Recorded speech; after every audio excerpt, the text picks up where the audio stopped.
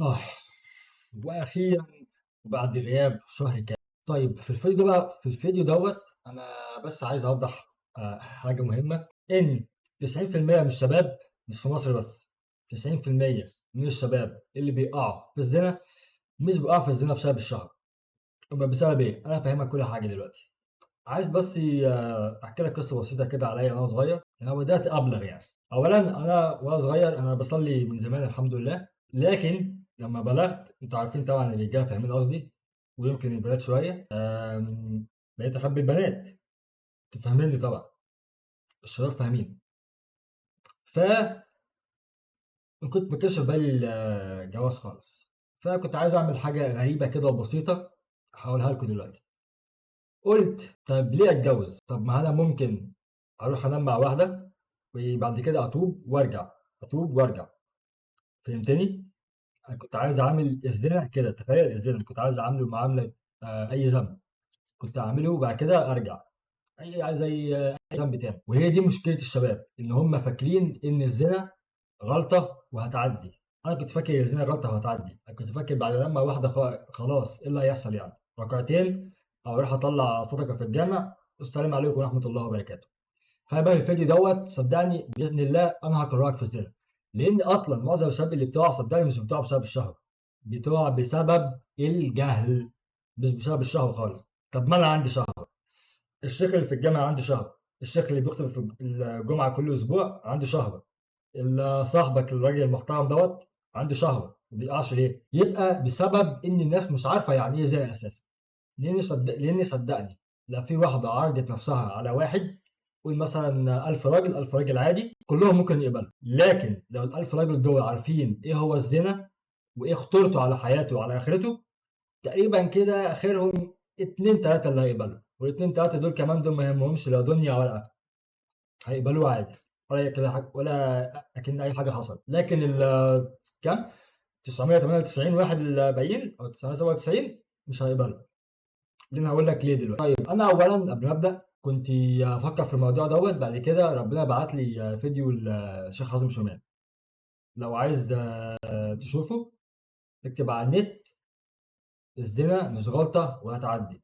بسبب الفيديو دوت انا كرهت الذنب ده تماما، ولا حتى بقيت افكر ان انا اقع فيه. لان حتى خلي بالك وانا صغير انا بقيت ادور، مش بقيت ادور يعني انا اروح في الشارع، لا، بقيت اللي هو ايه مستني الفرصه. يعني لو واحده جت عرضت نفسها عليا كنت هوافق، بقيت مستني الفرصه، مش انا بروح ادور، لا يعني لو جت الفرصه عادي بعد كده بقى نتوب. وكنت ناوي اصلي برضه وابقى قريب من ربنا، ما اعرفش ازاي انا كنت فاكر كده، أبقى قريب من ربنا والدنيا جميله، بس لا، الموضوع ما طلعش كده خالص. لان انت لو وقعت في الزنا دوت غالبا انت هتكره الصلاه، غالبا انت هتكره الدين، والدين بالنسبه لك هيبقى خانقه، لان كل النور اللي في قلبك هيتبخر، الايمان اللي في قلبك هيقل بشكل كبير. يعني لو انت مثلا وقعت في الزنا ممكن اي ذنب بالنسبه لك تاني يبقى سهل. انت مثلا دلوقتي ممكن تشرب خمره وتقول لي لا مش هقدر، او ايا يكن الذنب اللي انت ممكن تعمله. لكن اللي انت مش عارفه ايه ان الذنوب لما تدخل على القلب بتعمل فيه نقطه سوداء، ده مربط الفرس. فلما تعمل النقطه السوداء ديت، كل ما القلب يسود كل ما مقاومتك للذنوب تبقى اضعف، فاهمني؟ كل ما يبيض كل ما مقاومتك للذنوب تبقى اقوى، وكل ما تعوز تعمل حسنات احسن. اللي بيعملوا بقى ايه؟ يعني مثلا بص خد كده، لو انت مثلا بصيت لواحده في الشارع او شربت سيجاره او عملت اي ذنب، ده اللي بيحصل للقلب. القلب بيبقى ابيض كده وبيتعمل عليه نقطه سوداء، طبعا هو قلم جاف بس اعتبره نقطه سوداء، بيتعمل عليه نقطه سوداء بالمنظر ده، عملت نقطه.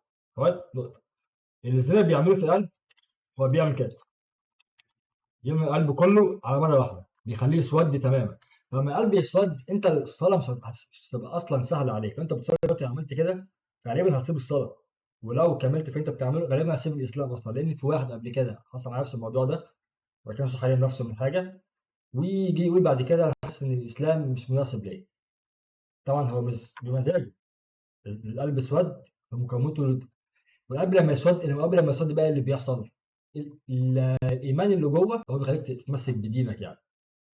القلب بيبقى اعمى، يعني مش عارف ايه هو الصح وايه هو الغلط، مش عارف الصح والغلط فين. فاللي بيحصل ان انت لما يجيلك اي شبهه، ما جالك شبهه دلوقتي ممكن عادي تعديها، لما يجيلك اي شبهه او ايا يكن ممكن دينك يتاثر، حتى لو انت عندك علم، حتى لو انت عندك علم. وفي ناس قبل كده ملتزمين والشيوخ بده راحوا قبل كده اوروبا ووقعوا في الذنب دوت، واللي حصل اللي هم اصلا الحد، مع ان هو كان عارف دينه.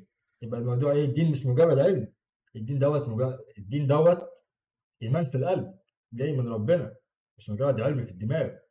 مش كده؟ انا كنت فاكر ازاي دوت انت لما تقع فيه اعمالك اللي انت عملتها اللي هي الحسنات هتفضل زي ما هي، بس انت لما تعمل الذنب دوت الحسنات مش هتفضل زي ما هي مش هتتمسح، بس قيمتها عند ربنا هتقل في الميزان اللي هيتحط عليه يوم القيامه. يعني انت لو عملت دلوقتي الذنب دوت، كل تعبك اللي انت عملته غالبا هيبقى وزنه خفيف قوي عند ربنا، بس هيبقى بنفس التقل لو انت ما وقعتش في الذنب دوت. ان بشر الزاني بالفقر ولو بعد حين، بشر الزانيه بالفقر ولو بعد حين. طيب هتقول لي طب ما في ناس بتزني عادي ومعاها فلوس والدنيا جميله دوت الحالات النادره. الحالات النادره ديت لازم يكون اصلا ربنا كرهك وربنا غضبان عليك قوي لدرجه انه ياجل لك العقوبه للاخره. الحاجات اللي انا بقولها ديت كلها ده لو انت محظوظ، ربنا اجلها لك في الدنيا. انت اللي وقعت في الذنب دوت غالبا هيجي لك في الدنيا، الامراض، الموت، مشاكل مع اهلك. ممكن لو انت جالك وظيفه حلوه في المستقبل او جالك فلوس او حاجه تحسن حياتك كلها، غالبا الذنب دوت هيمحيها خالص. عشان بس اعرف اتكلم براحتي، انا عايز بس اتكلم مكاني قاعد اتكلم معاكم، مع ان المفروض يا ريت اللي ده يبقى كان لايف احسن، يا ريته كان لايف. ممكن نعمله لايف بعد كده، ممكن بعد كده اطلع لايف. فزي ما قلت ايه، انا لما سمعت الفيديو دوت كرهت الزنا، لكن هل كرهت البنات؟ لا، ما كرهتش البنات، انا لسه بحب البنات، وعشان كبرت كمان وعشان في العشرينات بفعل الهرمونات وانتوا عارفين فبقيت احبهم اكتر. لكن انا مش عايز انام مع واحده في الحرام، أنا عايز اتجوز. يبقى هنا بقى مربط الفرس. الناس اللي بتقع في الزنا ديت مش بتقع بسبب الشهوه، بتقع علشان هم مش عارفين يعني ايه زنا، ومش عارفين يعني ايه زنا بالنسبه لربنا، ومش عارفين يعني ايه زنا، والزنا دوت هيعمل ايه في حياتهم. هم فاكرين ان الزنا دوت مجرد ذنب عادي، فاكرينه ان ربنا غفور رحيم، مع ان ربنا غفور رحيم دي يتقال في الصغائر. بص انا هقول لك على حاجه، ربنا خلق الكبائر انك سهل انك ما تعملهاش الكبائر، والصغائر عملها انك صعب انك ما تعملهاش. فاهم حاجه؟ يعني انت مثلا تلاقي صعب انك سهل انك تبص لوحدك، لكن صعب انك تنام معاها. فاهمني؟ ايه تاني؟ و مثلا انت سمعت اغنيه كده بالغلط وخدت ذنب، لكن صعب مثلا انك تشرب خمر او تاكل خنزير. الكبائر اصلا سهل انك تتجنبها، سهله، لكن الصغائر ربنا عملها صعب انك تتجنبها علشان ما تقترش بنفسك، عشان تعملها بعد كده تتوب له ويغفر لك. ان ربنا قال لو انت ما بتعملش، لو الناس بطلت تعمل ذنوب هيذهبهم وياتي بخلق غيرهم يذنبون ثم يتوب الله عليهم، يستغفرون ربنا بعد كده يتوب عليهم. فدي ربنا غفور رحيم دي بقى للصغائر. انت مثلا الصغير دي اتخبطت مثلا في رجل الكنبه، رجلك الصغير، ربنا يغفر لك. جالك برد، متضايق شويه، طول ما انت متضايق كده او حالتك النفسيه وحشه، السيئات عماله تتغفر لك، عماله تتحرق. لكن الحاجات دي ما تنفعش في الكبائر، وخصوصا الزنا محتاج توبه خاصه. ما ينفعش تسيبها كده مع الوقت، لازم تتوب مش تبطل. فعلا انك تبطلت وتتوب.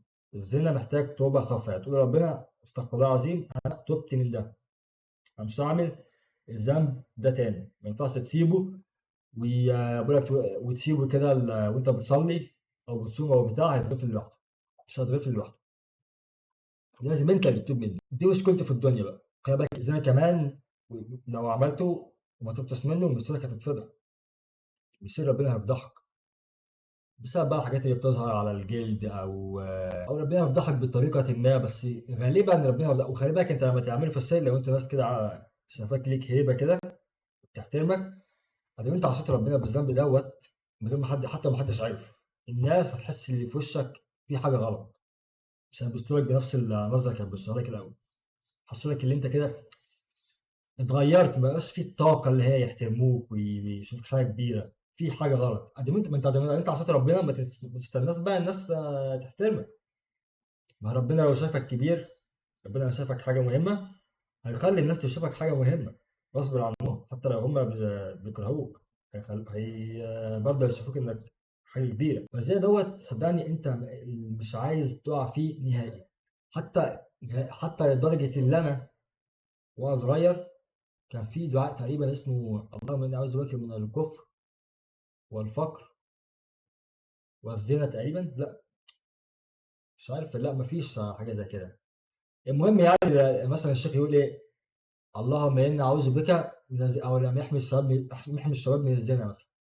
انا ما قلتش امين، تخيل كنت واصل لدرجه ايه. او في دعاء مثلا اللهم اني اعوذ بك من الزنا، اعديه، اقول الدعاء واعدي انا اعوذ بك من الزنا دي، اللي انا كنت عايزه. انت متخيل انا كنت فين؟ يعني انا غالبا كنت اسوأ منك بكتير. انا كنت بصلي وكنت ملتزم، بس كنت عايز ايه، عامله زي اي ذنب. فانا طالما انا ربنا كرمني وكرهته، فانت كمان ممكن تكرهه بعد ما تروح تشوف الفيديو بتاع الشيخ حازم شومان. طبعا هقول لك برضه في الفيديو دوت، بس الفيديو بتاع حازم شومان برضه يبقى حاجه اعمق كده، لان هو دوت اللي غيرني. انت ممكن تشوفه عشان الموضوع ايه، يبقى احسن، عشان تيجي تاخد من المصدر على طول. وغير كمان بقى ان انت عارف ان انت لما يكون عندك ذنوب، ربنا بيغفرها لك في سكرات الموت او في حياتك. انت اصلا عملت ذنب، ربنا يبتليك، خلاص، دي قصاد دي خلاص. طب ذنب كبير في سكرات الموت، الموت يبقى صعب شويه. طيب لو مفيش ذنوب، الموت يبقى سهل. طب لسه يبقى في القبر. طب لسه يبقى في ارض المحشر. طب لسه يبقى هو تروح النار. الزنا بقى عشان هو ذنب كبير، ده بيعاقبك في الدنيا، وبيعاقبك في سكرات الموت، وبيعاقبك في القبر، وبيعاقبك كمان في يوم القيامة. يوم القيامة بقى يا إما يسامحك يا إما يدخلك النار، لأن أنت لسه مسلم، بس مسلم برضه بس عاصي. لكن النسبة قد إيه؟ ده زنا. ولازم تعرف كمان اللي أنت لو أنت مثلا بتحب واحدة بتنام معاها في الحرام، لو أنت بتحبها في الدنيا ومت من غير ما تتوب، أنتوا الاتنين هتبقى ألد أعداء لبعض، مش تبقوا طايقين بعض نهائي في القبر. ليه في القبر بالذات؟ لأن في القبر في حاجة اسمها التنور. التنور ده عامل زي المثلث، واسع من تحت وضيق من فوق. التنين دوت مخصص انه يحرق بس الاعضاء التناسليه، الجزاء من جنس العمل اللي انت استمتعت بيها في الدنيا هيحصل كده فيك في الاخره. كل ما النار تحرق الاعضاء التناسليه، هما الاثنين يفضلوا يشتموا بعض. كل الناس يتزاموا مع بعض، يبقى قاعدين يبقى قاعدين جنب بعض، كل واحد زي مع التاني، يبقى شله كده وقاعدين. كل لما النار تطلع من تحت تنزل تكلم من تحت، يفضلوا يقولوا بقى يشتموا بعض، انت كذا وانت السبب وانت اللي قويتيني وانت اللي جيت معرفش ايه وانت، فاهم؟ يفضلوا يلوموا بعض بقى، يفضلوا يشتموا بعض. ما فيش حاجة اسمها حب يا حبيبي في الحرام. الحب الحقيقي هو الجواز، ومش نهاية قصة الحب هي الجواز. دي البداية، بداية قصة الحب هي الجواز، مش النهاية. فالزنا مش حب، الزنا ذنب كبير وذنب عظيم، ما تفكرش انك تقع فيه، ولازم تستعيذ منه كمان، لأن صدقني لو وقعت فيه مرة هيدمر حياتك.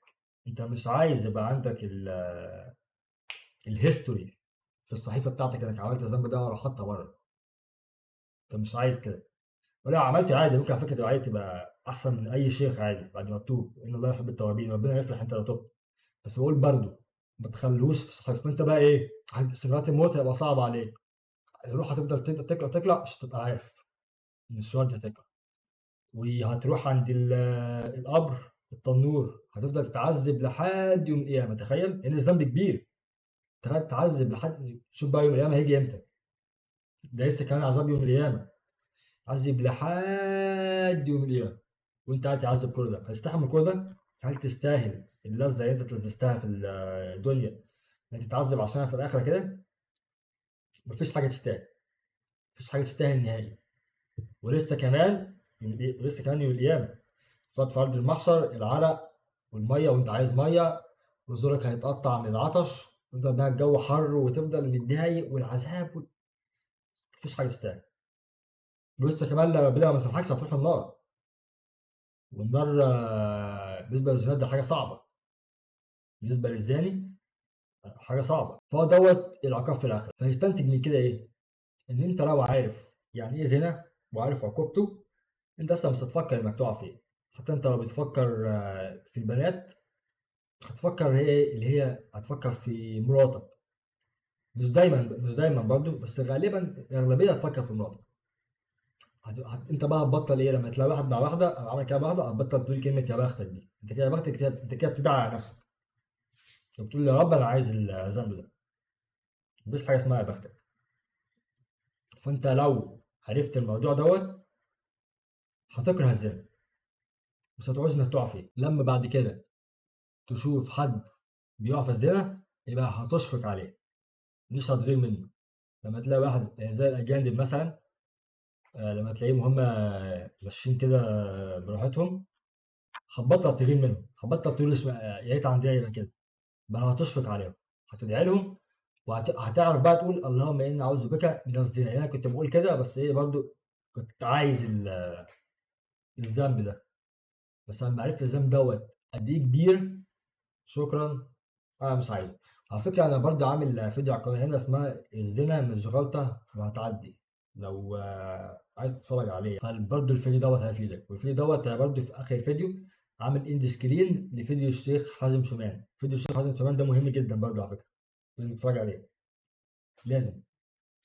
يعني صدقني لو اتفرجت عليه هتكره الزنا، لان هو دوت مربط الفرس انك تكرهه. وخلي بالك انت لو ما بتكرهوش، انت مثلا ايه، انت عايز تقع فيه لكن مش عايز تقع فيه عشان خايف من ربنا، يعني انت كده وحش؟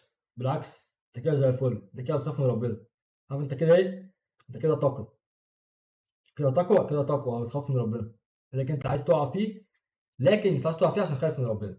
في ليفل بقى اعلى، ده هيجي بعد كده، انك تبقى كاره الذنب اصلا. انت مش عايز تقع فيه، لا مش عايزه، مش عايز ده.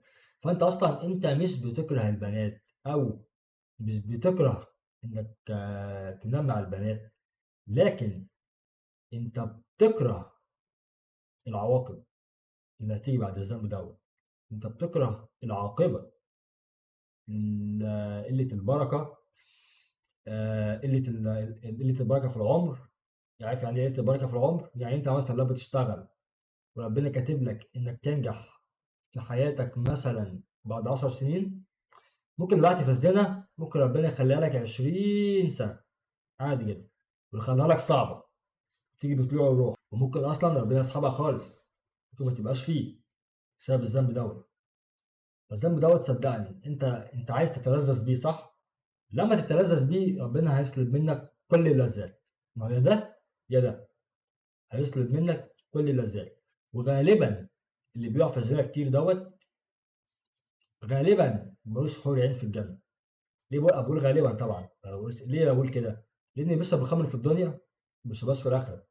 يعني بيلبس الحرير في الدنيا، مش بيلبسها في الاخره. فبناء على دوت اللي بيجمع بنات كتير في الدنيا وما تابش برضه ملوش حورين في الجنة. في بقى آية في القرآن: والذين لا يشهدون الزور ولا يزنون ومن يفعل ذلك يلقى أثاما يضاعف له العذاب يوم القيامة ويخلد فيه مهانا. طب هل الزاني كافر؟ الزاني مش كافر. هل الزاني هيقعد في النار للأبد مش هيدخل الجنة خالص؟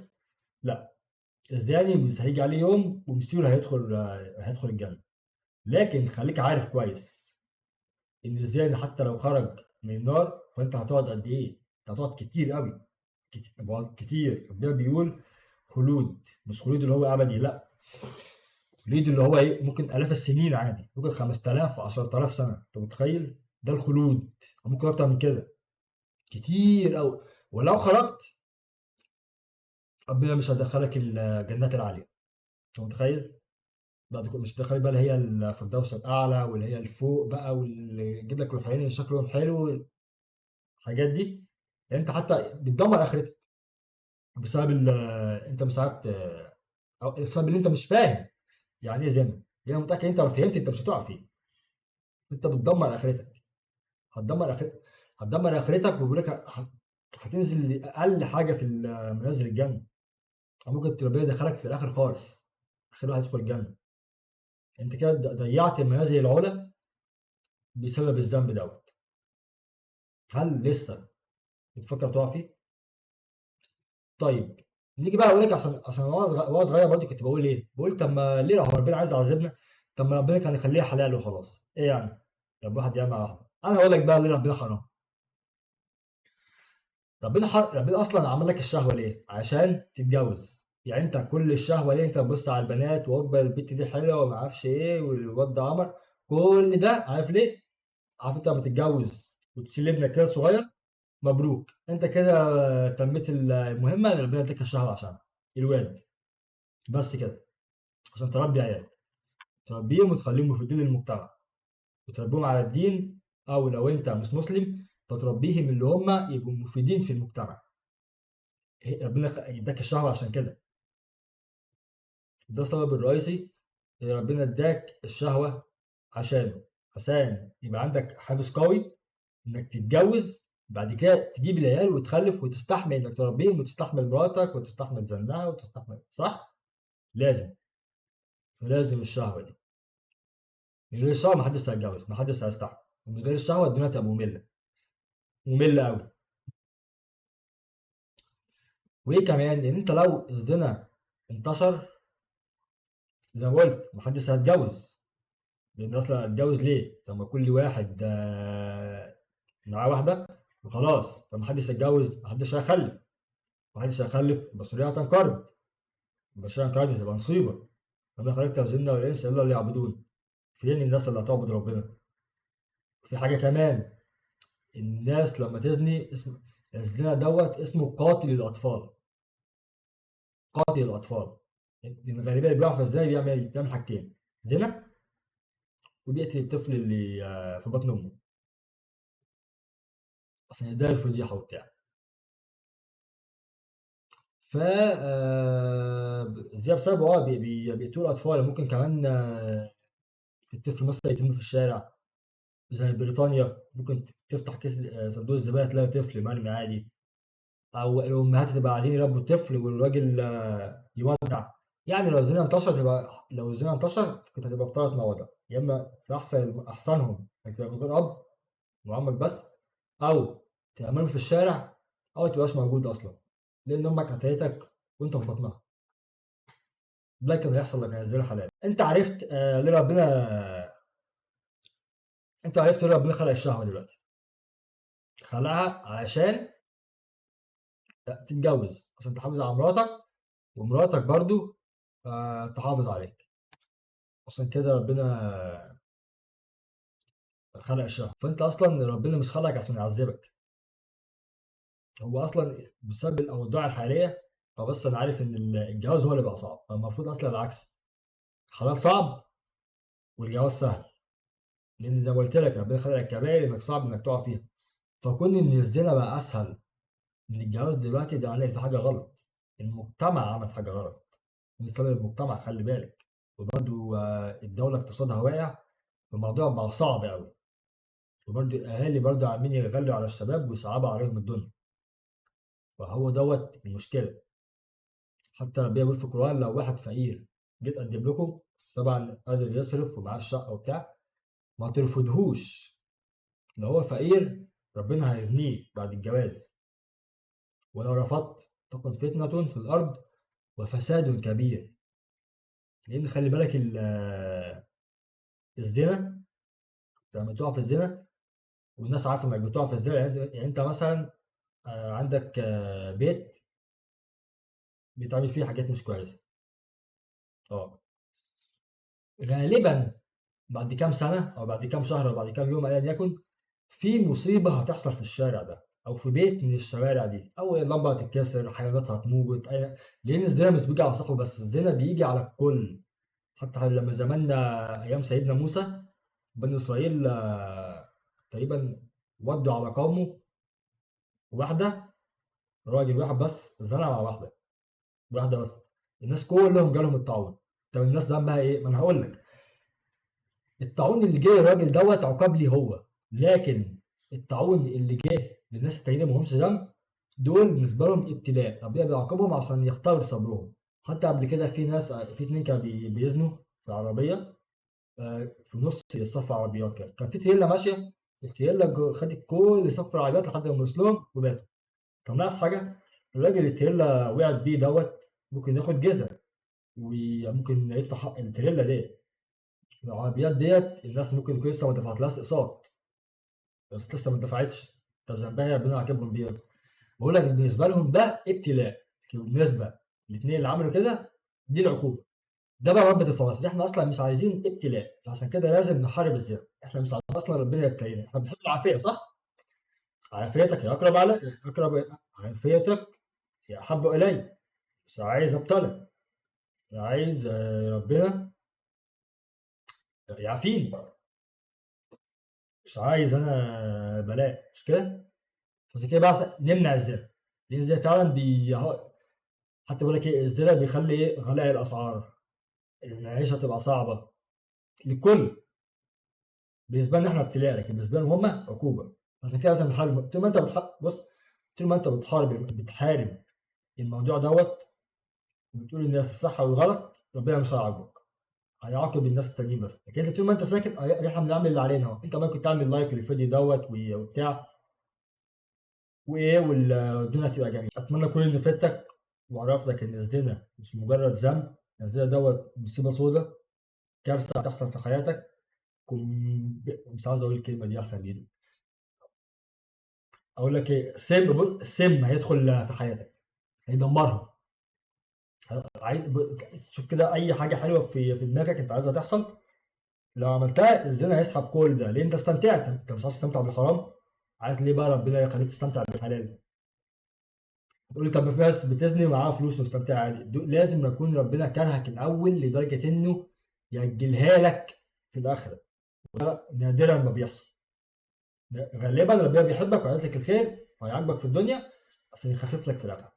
في ناس بقى لا، من كتر ما هي عماله تعمل كده خلاص، ده هيروح النار،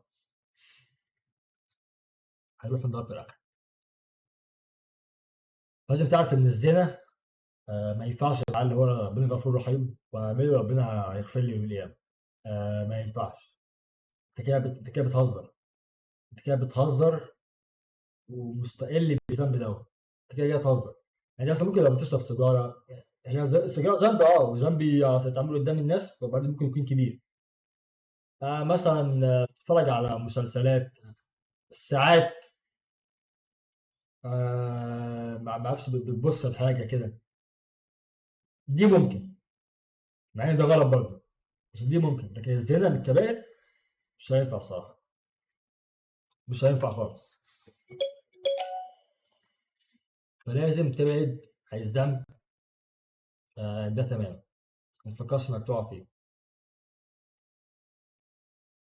وما تفتكرش ان انت لو وقعت في الذنب هتبقى مبسوط او مستمتع. الشيطان هو اللي خلي بالك بيضحك عليك، هو اللي بيقول لك الزنا سهل والجواز صعب. هو فعلا كده، بس لو ثلاثة حقا على الله أن يعينهم منهم النكح ويد العفاف. لو انت ساعتها انك تتجوز، ربنا هيجوزك. فربنا بيقول لك ايه بقى، ان الشيطان يأمركم بالفحشاء ان الشيطان يعدكم الفقر ويأمركم بالفحشاء، والله يأمركم مش فاكر الايه، بس هي حاجه مغفره منه وفضل. يعني الشيطان ايه بيخوفك، بيقول لك لا الجواز انت لسه هتخلف وهتخلي تصرف على العيال، تصرف عليها منين؟ لكن الزنا حلو. لا بس بيأمرك بالفحشاء ويخوفك من الفقر، بيقول لك لو اتجوزت هتفتقر، مع ان ربنا بيقول لك لو اتجوزت هديك وان يكونوا فقراء يغنيهم الله من فضله. الشيطان بيقول لك لو اتجوزت هتفتقر. هتصدق مين؟ الشيطان ولا ربنا؟ الموضوع يرجع لك. وبس كده، اكتب بقى على اليوتيوب الزنا مش غلطة هتعدي، هتلاقي لك فضل الشيخ حازم شمال. السلام عليكم.